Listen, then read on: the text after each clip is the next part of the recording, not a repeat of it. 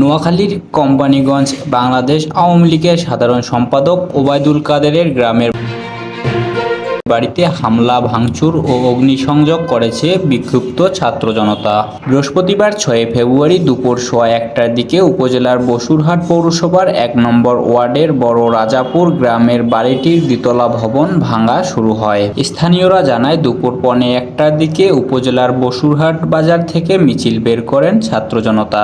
স্থানীয় বাসিন্দা তানভীর হোসেন জানান, ৫ই আগস্টের পর কিছুদিন কাদের মির্জা ভবনটি পুনরায় সংস্কার করেন। দ্বিতীয় দফায় কাদেরের বাড়িতে অগ্নিসংযোগ ও ভাঙচুর করা হয়, তবে হামলা ভাঙচুরের সময় তাদের পরিবারের কেউ ছিল না। ৫ই আগস্ট আওয়ামী লীগ সরকারের পতনের পর কাদেরের পরিবারের সদস্য আত্মগোপনে রয়েছে। ঘটনাস্থলে সাংবাদিকের সঙ্গে কথা বলেন বৈষম্য বিরোধী ছাত্র আন্দোলনের নোয়াখালী জেলা শাখার সমন্বয়ক মোহাম্মদ আরিফুল ইসলাম।